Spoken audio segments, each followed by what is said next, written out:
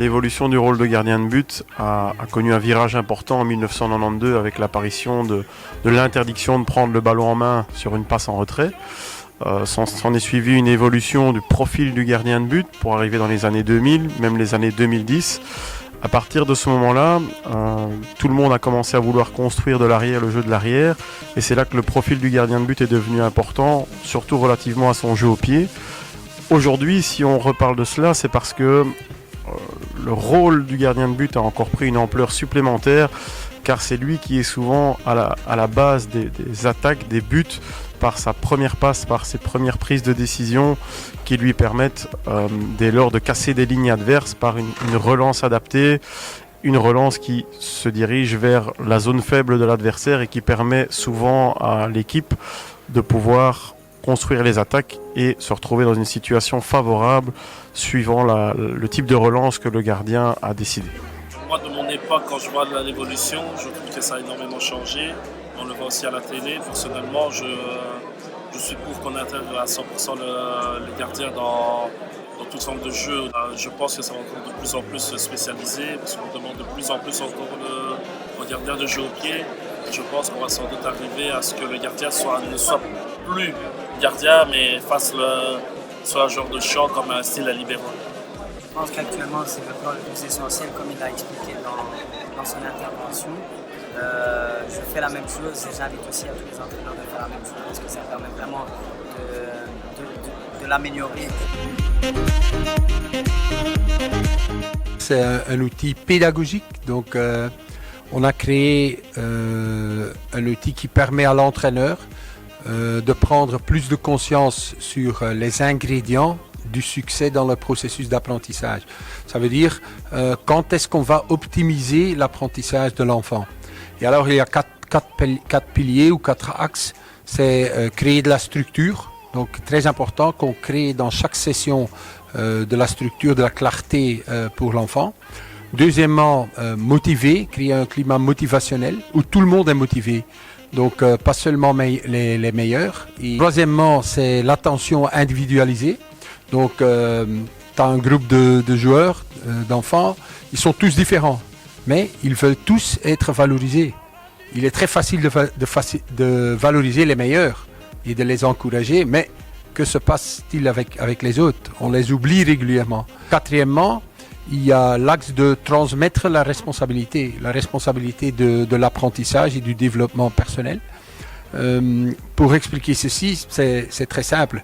Au lieu de dire et de donner des instructions tout le temps, il faut changer et poser des questions ouvertes qui font réfléchir les jeunes et qui leur donnent la liberté et la responsabilité de dire ok, dans quelle direction je vais aller.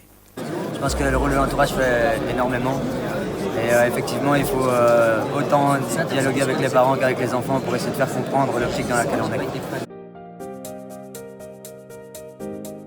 Comment nous, en tant qu'ACFF, en province, en région, comment peut-on amener les joueuses qui ont un talent certain à continuer à progresser, à se développer et à rejoindre les équipes nationales belges. Donc ça a été le premier focus et on a montré les différents projets que l'on développe à ce niveau-là pour amener nos talents et leur permettre de continuer à s'entraîner dans les meilleures conditions et je veux dire rivaliser pour pouvoir défendre le maillot de la Belgique dans les années qui viennent.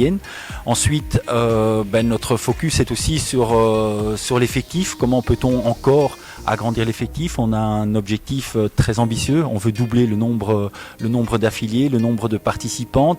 Et notre intention est d'aller chercher des filles dès le plus jeune âge, dès qu'elles ont 6 ans, pour leur faire découvrir, les initier au football et surtout ensuite les conserver au sein de nos clubs, dans le jeu, dans le football, et donc de tout mettre en œuvre pour les convaincre, pour les stimuler et certainement pour leur permettre de s'épanouir et de rester dans le football et non s'en détourner comme c'est malheureusement le cas parfois.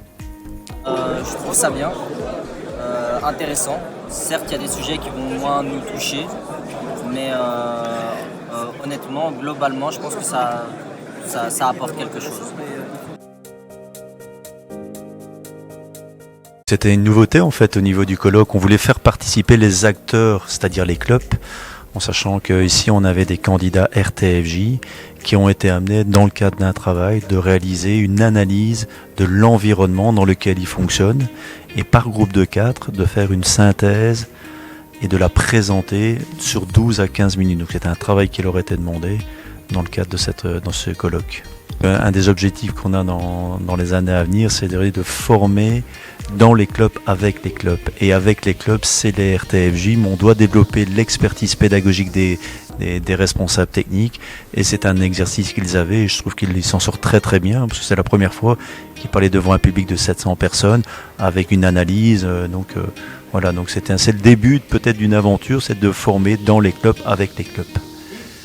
C'est super intéressant parce que c'est une approche qu'on a déjà mise en place dès le début des cours cette année-ci en RTFJ. Donc c'est vraiment des travails de groupe qui est mis en place avec une analyse qui est faite au départ et puis un travail vraiment collectif. Et on ressort de ça une analyse finale qu'on vient présenter ici. Donc c'est une grande première parce que forcément... devant un auditoire comme ça, mais on n'a pas toujours l'habitude de le faire.